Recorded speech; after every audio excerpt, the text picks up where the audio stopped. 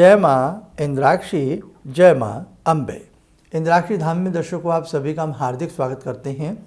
आइए इस विशेष अंक में हम बात करते हैं सूर्य के राशि परिवर्तन के बारे में।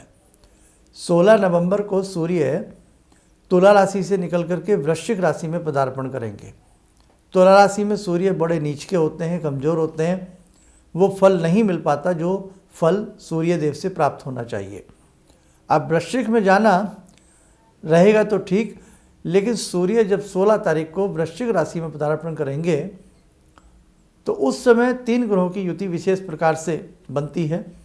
सूर्य के साथ मंगल भी हैं और सूर्य के साथ बुध भी हैं। हो सकता है ये युति आपके लिए बड़ी कामयाब हो, रुके हुए कार्य आपके बन जाएं, आपकी ख्याति आपको प्राप्त हो, आपका पद आपको प्राप्त हो। कई बार बहुत सारी रुकावटें जीवन में आ रही होती हैं, सूर्य नारायण की कृपा से वो रुकावटें आपकी दूर हो जाए। तो सारी जानकारी इस अंक में देने वाले हैं। आइए पहले आज का हम पंचांग देखें। 11 नवंबर सन 2025 दिन मंगलवार, संवत 2082, मार्गशीर्ष का महीना, कृष्ण पक्ष, तिथि आज सप्तमी है, नक्षत्र पुष्य, राहुकाल 3 से 4:30, दिशा सूल उत्तर दिशा। अब सबसे पहले सूर्य 16 नवंबर को जब वृश्चिक राशि में पदार्पण करेंगे तो ग्रहों की क्या स्थिति रहेगी, एक नज़र आप ये भी देखें। हमने मेष लगन की कुंडली बनाई है। मेष लगन के हिसाब से यदि हम कुंडली को देखें तो चतुर्थ में बृहस्पति, पंचम में केतु, षष्टम में चंद्र, सप्तम में शुक्र और अष्टम भाव में सूर्य, मंगल और बुध की युति रहेगी। एकादश में राहु और द्वादश भाव में मीन के शनि। तो ये है मेष लगन की कुंडली। सभी जातकों की अलग अलग कुंडली होती है, किसी की वृश्चिक की, किसी की मिथुन की, किसी की तुला की। उसी हिसाब से ग्रहों की पोजीशन ये बन जाएगी। लेकिन जिस राशि में ये ग्रह हमने पढ़े हैं उसी राशि में ये ग्रह रहेंगे। अब जैसे ये तो मेष लगन की कुंडली थी और किसी की यदि वृश्चिक लगन की कुंडली है तो उसके लगन में ही सूर्य, बुध और मंगल युतिबद्ध रहेंगे। सूर्य मंगल के मित्र हैं, सूर्य बुध के मित्र हैं। तो ये एक त्रिवेणी जो इकट्ठी हुई है सूर्य, मंगल, बुध की, हमें पूर्ण उम्मीद है कि ये अच्छे अच्छे कार्य इनसे आपके बनने वाले हैं। जिस भाव में भी ये युति जाएगी उसी भाव के लिए ये अच्छा कार्य करेगी। लेकिन सूर्य गर्म प्रवृत्ति के ग्रह हैं, मतलब किस प्रकार से सूर्य हैं आप सब जानते हैं। मंगल भी उसी प्रवृत्ति के हैं। अब लेकिन यहाँ इनके साथ बुध का बैठना, एक ऐसे ग्रह का बैठना जो दोनों के लिए समानता रखते हों, तो कहीं ना कहीं स्थितियाँ सुधरेंगी। आप माने न माने, पंचम में जाएंगे, बुद्धि विवेक के लिए अच्छा रहेगा, विद्यार्थियों के लिए अच्छा रहेगा। द्वितीय में जाएंगे, आपकी जिह्वा का प्रभाव अच्छा रहेगा। जो साधक बोल ना पाते हों, अच्छे से अपनी बात को ना रख पाते हों या उनकी बात का उन्हें हक ना मिल पाता हो, तो यदि द्वितीय में जिसके भाव में जा रहे हैं तो निश्चित रूप से उसके लिए लाभकारी होंगे। एकादश में जाएंगे, भूमि, जमीन, जायदाद, बहुत सारी चीज़ों के लिए लाभ देने वाले हैं। तो कहने का भाव दर्शकों मोटा माटी आपसे ये है कि ये युति जो है, ये ग्रहों की युति, तीनों ग्रहों की युति शुभ फलदायी होने वाली है। लेकिन प्रकृति के हिसाब से और आगामी ज्योतिष गणित के हिसाब से आगामी जो समय है वो तो ठीक नहीं दिख रहा है। लेकिन ये 1 माह का समय कहीं ना कहीं सभी साधकों के लिए अच्छा रहेगा। और दूसरी बात ये भी है कि सूर्य 1 मास 1 राशि में रहते हैं, 12 महीने 12 राशियां तय करते हैं। जिस दिन सूर्य राशि परिवर्तित करते हैं वो दिन संक्रांति का, जैसे वृश्चिक में जाएंगे तो ये वृश्चिक संक्रांति कहलाएगी। और इसके बाद फिर धनु, फिर मकर संक्रांति आएगी। मकर संक्रांति पे सूर्य देव की विशेष प्रकार की साधना, आराधनाएं, गंगा स्नान, दान पुण्य किया जाता है, क्योंकि सूर्य उस समय अपने दूसरे अयन को बदलते हैं। खैर, वो जबकि बातें जब जरूर सुनना, आपके बहुत काम आएंगी। अब हम इसमें एक बात आपके लिए बताएं, आपकी कोई भी राशि हो, आपका कोई भी लगन हो, कहीं ना कहीं ईश्वर की कृपा आपके ऊपर बनने वाली है। लेकिन हमें भगवान ने एक बात बताई है, भगवान श्री कृष्ण ने भी गीता के मर्म में यही कहा है कि कर्म प्रधान है, कर्म करिए। तो हम आपको कुछ ऐसे उपाय बता रहे हैं ताकि ये युति सभी साधकों के लिए शुभ स्थिति में आए। उपाय नंबर 1 सुने कि हमें संडे के दिन, 1 महीना सूर्य इस राशि में रहने वाले हैं, तो केवल एक संडे हमें ये उपाय करना है। कभी भी कर सकते हैं। 16 नवंबर से लेकर के बिटवीन 16 दिसंबर के बीच में जो भी रविवार मिले, आपको एक रविवार कहीं भी आपको अकोन का पेड़ मिल जाए, अकोन का जो झाड़ होता है, अकोन का पेड़ मिल जाए, चाहे वो सफ़ेद अकोन हो या वो जो 2 रंग का अकोन आता है, आपको वो मिल जाए, वहाँ जाएं, मीठा शरबत बना करके ले जाएं और मीठे तेल का दीप ले जाएं। वहाँ जा कर के सूर्य नारायण को प्रणाम करें, प्रातःकाल अकोन की जड़ में मीठा जल देवें और वो मीठे तेल का दीपक वहाँ प्रज्वलित करके प्रणाम करके आप आ जाएं। और जब आप अकोन के वृक्ष में, अकोन के पेड़ में जल दे रहे हों, तब आपका मुख सूर्य की तरफ होना चाहिए, यानी कि ऐसा लगे कि मानो आप सूर्य देव को भी जल दे रहे हैं और इस वृक्ष में भी जल दे रहे हैं। आंकड़े का जो ये पेड़ होता है अकोन का, ये नवग्रहों में सूर्य ग्रह का एक तरह से उनका वृक्ष माना जाता है। जो भी साधक जब नवग्रह वाटिका अपने घर में लगाते हैं तो उसमें ये नवग्रह के रूप में, सूर्य के ग्रह के रूप में इस वृक्ष को लगाया जाता है। तो इसे हमने केवल एक रविवार करना है, ध्यान आ गया आपको, एक रविवार। अब हम एक उपाय और करें, हम अपने घर में ही सूर्य नारायण का स्मरण करके सूर्य भगवान के 108 नाम पढ़ें। लाल चावल कटोरी में थोड़ा सा सिंदूर किसी चीज़ से रंग लें, सुखा लें, एक एक नाम सूर्य नारायण का बोलते जाएं और किसी तस्तरी प्लेट में थोड़ा लाल चावल छोड़ दे जाएं। बाद में ये चावल चींटियों आदियों के बिल में आप डाल सकते हो, ठीक है। ये भी आपको एक ही रविवार करना। लाल चावल रंग लेना ध्यान से, क्यों? सूर्य मंगल के साथ भी है, मंगल का रंग लाल होता है, सूर्य का रंग भी लाल होता है। रंगा हुआ लाल चावल सूर्य के एक एक नाम के साथ आप अर्पण करेंगे, सूर्य देव का ध्यान करके अति उत्तम अनुपम आपको लाभ की प्राप्ति होगी। बस ये 2 ही उपाय इस बार सूर्य राशि परिवर्तन के हमने आपको बताए हैं। जिन्हें अकोन का, आंकड़े का वृक्ष ना मिल पाए, वो उस पौधे को जाकर के जल ना दे पाएँ, तो बेटा एक काम करना, पंचमुखी बत्ती वाला एक दीपक बना लेना। 2 बत्तियां क्रॉस करके एक बत्ती बीच में रख के पंचमुखी घी बन गया। क्योंकि सूर्य की जो राशि है सिंह राशि होती है और 5वें नंबर पर आती है। 12 राशियों में सूर्य को केवल एक ही राशि प्राप्त होती है और सूर्य बहुत विशाल ग्रह हैं, पृथ्वी जैसे सैकड़ों गोले सूर्य में समा सकते हैं, इतने वो विशाल हैं, है ना।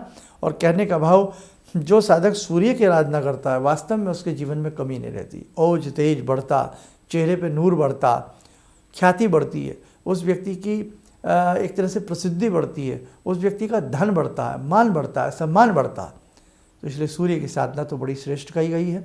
तो आपको क्या करना है, पंचमुखी घी का दीप बना लें, लोटे में जल मीठा बना लें और सूर्य भगवान का ध्यान करते हुए 3 धार, पहले जल छोड़ें, ओम सूर्याय नमः, रोकें, फिर छोड़ें, रोकें, फिर छोड़ें, 3 बार में सूर्य भगवान को जल अर्पण कर दें।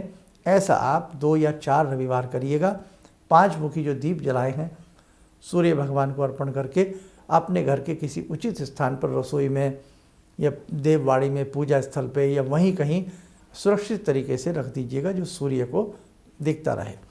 और ऐसा आप 2 या 3 रविवार करिएगा, बहुत उत्तम लाभ मिलेगा।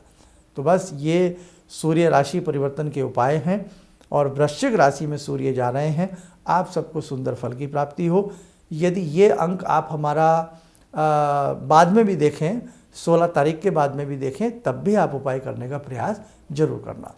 साधकों, एक और आपको एक शुभ संदेश दे दें। 14 दिसंबर को इंद्राक्षी धाम की तरफ से भगवान श्री गणपति का महापूजन हो रहा है। इस विशेष पूजन में कोई भी साधक भाग ले सकता है। ये पूजन सभी के लिए निःशुल्क है।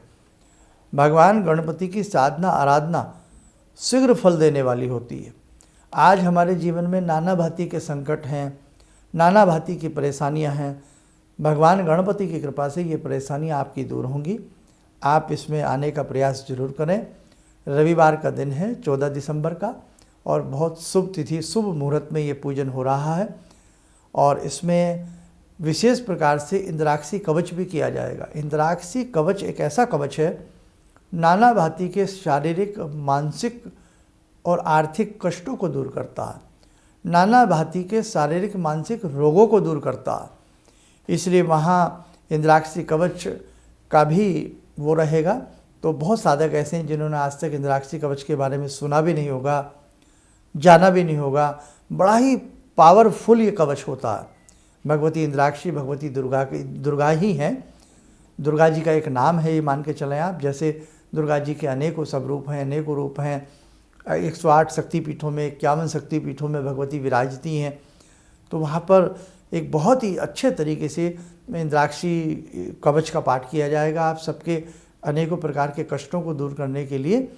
तो आप इसमें ज़रूर आइएगा। और इसके लिए बहुत साधारण सी एक प्रक्रिया है कि आप हमारे संस्थान में अपना फ़ोन नंबर नोट कराएं, कितने साधक आपके साथ आ रहे हैं ये बता दें, और दूसरी बात आप लोग कहाँ से आ रहे हैं और फ़ोन नंबर बताएं। आईडी प्रूफ लाना इसमें नितांत आवश्यक है। उसी के बाद एंट्री इसमें मिलेगी साधकों को। और ये रविवार का दिन रहेगा। सुबह 10 बजे के आसपास से ये पूजन प्रारंभ हो जाएगा, एक डेढ़ बजे तक रहेगा। उसके बाद आरती और प्रसाद वितरण का कार्यक्रम रहेगा। अधिक जानकारी के लिए प्रतिदिन के कार्यक्रम आप हमारे सुनते रहिएगा, देखते रहिएगा। समय चला आज की ध्यान साधना का। जुड़ते हैं जगत जननी मंगल करणी भगवती जगदम्बा से। ओम सिंदूरारुण विग्रहां त्रिनयनां माणिक्यमूले स्फुरात् स्तारानायकशेखरं स्मितमुखी भापेन वाक्छोरुवां पाणिभ्यामलपूर्णरत्नचषकां रत्नोत्परां बिभ्रति सौम्यां रत्नघटस्थरक्तचरणां ध्यायेत् पराम् अम्बिकां खड्गं चक्रगदेषु चापपरिगान् शूलम्बुसुण्डिं शिरा शङ्खं समदधतीं करे स्त्रीनयनां सर्वाङ्गभूषावृतां नीलासमद्युतिमास्य पाददशकां सेवे महाकालिकां यामास्तो स्वपितैहरो कमलजो हन्तुं मधुं कैटवम् विद्युद्दामसमप्रभां मृगपते स्कन्दस्थितां भीषणां कन्या विहकरवालखेटविलसा धस्ताविरासेवितां हस्तैश्चक्रगदाशिखेटविशिखां चापं गुणं तर्जनीं बिभ्राणामलिलात्मिकां शशिधरां दुर्गां त्रिनेत्रां भजे। कवच बना लें, ध्यान करें। भगवती का शुभ आशीष हम सबके ऊपर बरस रहा है।